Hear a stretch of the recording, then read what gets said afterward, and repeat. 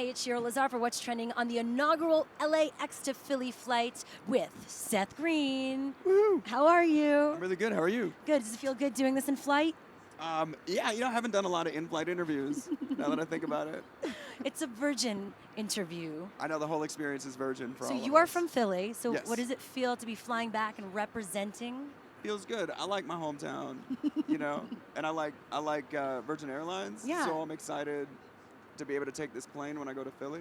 And you're also doing a lot of cool stuff with Virgin Produced. It's really exciting. We're going to be part of their channel, which is launching in the planes Yeah. and all the other platforms, hotels and Channel spas 11. and things like that. Yeah. And what's So the show? We're starting with Stupid Monkey, Yeah. which is just short form content, kind of based around our brand. We like to spread joyful creativity. Now, you do everything, it seems. You act, you're an executive producer, Yeah. you write, you direct, voiceover. Do you consider yourself an entrepreneur? I guess in the traditional definition of it, yeah, because I pursue a lot of developments in industry, and I try and push forward my own industries. One of the big ones I feel that was a really big turning point for you was Robot Chicken. Yeah, that's really funny. Because that was like the side project that my friends and I just made for fun that turned into the thing that's kind of like a calling card as a creator, a content provider. And I didn't really expect that. What do you think it was about the content that made it so popular? I don't know. We were lucky in a lot of ways. Like, we caught a lot of trends at the time when they were happening, not even on purpose, just because that's what we were doing. Because we originally created the show to be web-based before there was broadband internet. We created our original content through Sony on their Screen Blast site, which was a dial-up site in '99 and 2000. No way. Yeah, and so no one could ever watch this content, but they basically financed 40 minutes of content that was broken up into these short clips that we did through stop motion animated with toys.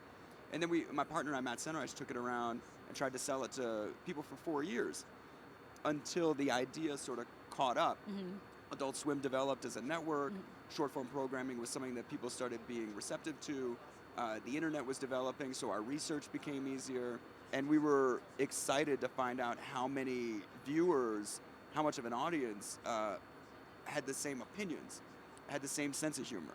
I think it's really interesting how you do use digital tools and social media to continue to engage fans and viewers in between shows. Pete Wentz and I talk about that all the time from Fall Out Boy, because both of us were, misfit youth who felt very alone in our teenage and childhood.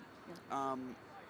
And we talked about what it would be like to be able to reach out to any of your heroes and be able to communicate with them. You know what I'm saying? The internet as a tool has just joined people together internationally.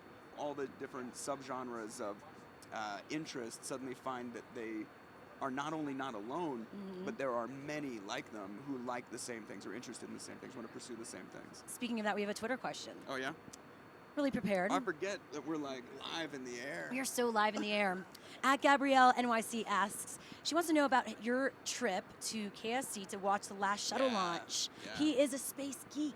Yeah, it's true. You are a big space geek. It's true. I love NASA. I'm a big space enthusiast. I really believe in the human race and our ability to push beyond the boundaries of all the things that we don't understand.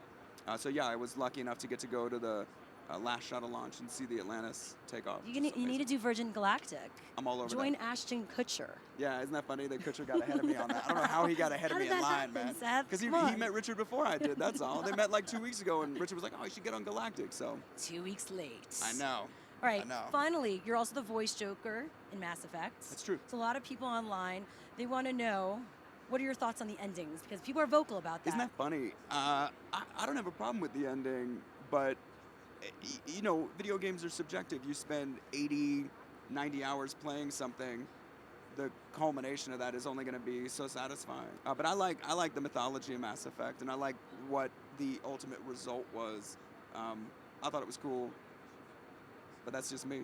Seth, you are great. So Thank great you. talking to you today You're so on this sweet. flight, learning about all your digital insights. Let's crush it in Philly. We will. You can follow him on Twitter at Seth Green and us at What's Trending.